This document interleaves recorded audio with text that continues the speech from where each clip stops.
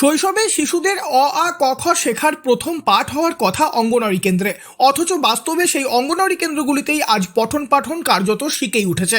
পূর্ব বর্ধমান জেলার কাটোয়া ১ নম্বর ব্লকের অধিকাংশ অঙ্গনওয়াড়ি কেন্দ্রই এখনও নিজস্ব পাকা ভবনহীন। ফলে শিশুদের শিক্ষা ও পুষ্টির মতো গুরুত্বপূর্ণ পরিষেবাগুলি চলছে অস্থায়ী ও অস্বাস্থ্যকর পরিবেশে। সূত্রের খবর, কাটোয়া ১ নম্বর ব্লকে মোট ২৮৮টি অঙ্গনওয়াড়ি কেন্দ্র রয়েছে। এই কেন্দ্রগুলিতে শিশুদের প্রাথমিক শিক্ষা দেওয়ার পাশাপাশি প্রসূতি ও শিশুদের জন্য পুষ্টিকর রান্না করা হয়, কিন্তু এর মধ্যে মাত্র ৭১টি কেন্দ্রের নিজস্ব পাকা ভবন রয়েছে।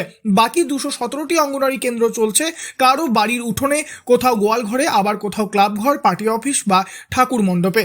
অভিযোগ, অনেক জায়গায় অঙ্গনওয়াড়ি কেন্দ্রে রান্না হচ্ছে কলাতলায় কিংবা রাস্তার ধারে অস্থায়ী ছাউনির নিচে।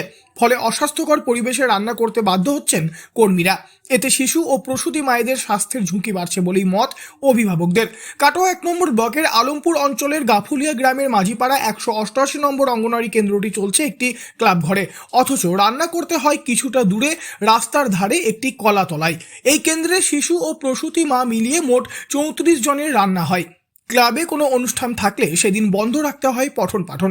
একই অঞ্চলের আলমপুর গ্রামের হাজরাপাড়ায় অবস্থিত ৪৪ নম্বর অঙ্গনওয়াড়ি কেন্দ্রটি দীর্ঘদিন ধরেই চলছে একটি সিপিএম পার্টি অফিসে। এখানে শিশু ও প্রসূতি মা মিলিয়ে মোট ৬০ জনের রান্না হয়। রান্নার জন্য ব্যবহার করা হয় বাইরে একটি ছোট্ট চালাঘর। কেন্দ্রের সহায়িকা রীতা রুদ্র এই বিষয়ে বলেন, আমাদের খুব কষ্ট, মানে দুঃখের মধ্যে আছি।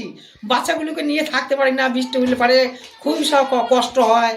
হ্যাঁ, এটা মানে আমাদের এই পার্টির ঘর সিপিএন। আমি তো মানে জয়েন হয়ে থাকি, তো চলছে। বৃষ্টি হলে পারে বাচ্চারা কি করবো, চলে যায়। আর আমি এমন করে রান্না করি, সেই ভিজে ভিজে যায়। অন্যদিকে আলমপুর গ্রামের হরিসভাতলায় অবস্থিত ২২৫ নম্বর অঙ্গনওয়াড়ি কেন্দ্রের পরিস্থিতি আরও করুন। পরিত্যক্ত একটি মাটির বাড়ির পিছনে ছোট্ট জায়গায় রান্না করতে হয় কর্মীদের, আর শিশুদের পঠন পাঠন চলে গ্রামের ঠাকুর মণ্ডপের আটচালায়। এই কেন্দ্রে মোট ৩০ জনের জন্য রান্না করা হয়। এমন পরিস্থিতিতে প্রশ্ন তুলেছেন অভিভাবকরাই, কবে শিশুদের জন্য গড়ে উঠবে পাকা অঙ্গনওয়াড়ি কেন্দ্র? কেন আজও মৌলিক পরিকাঠামোর অভাবে ভুগছে শত শত কেন্দ্র? সূত্র মারফত জানা গিয়েছে, অধিকাংশ এলাকায় অঙ্গনওয়াড়ি কেন্দ্র নির্মাণের জন্য উপযুক্ত জায়গা না পাওয়াতেই সমস্যা দীর্ঘদিন ধরে রয়ে গিয়েছে। এ বিষয়ে কাটোয়া ১ নম্বর ব্লকের সিডিপিও দিব্যেন্দু চট্টোপাধ্যায় বলেন, আমরা পরিস্থিতির কথা ঊর্ধ্বতন কর্তৃপক্ষকে জানিয়েছি, পাশাপাশি স্থানীয় স্তরের সমস্যা সমাধানের বিষয়ে জানানো হয়েছে। তবে কাগজে কলমের আশ্বাসের বাইরে কবে বাস্তবে শিশুদের জন্য নিরাপদ ও স্থায়ী অঙ্গনওয়াড়ি কেন্দ্র গড়ে উঠবে, সেই দিকেই তাকিয়ে রয়েছেন এলাকার অভিভাবকরা। পূর্ব বর্ধমান থেকে বনোয়ারিলাল চৌধুরী, লোকাল ১৮ বাংলা।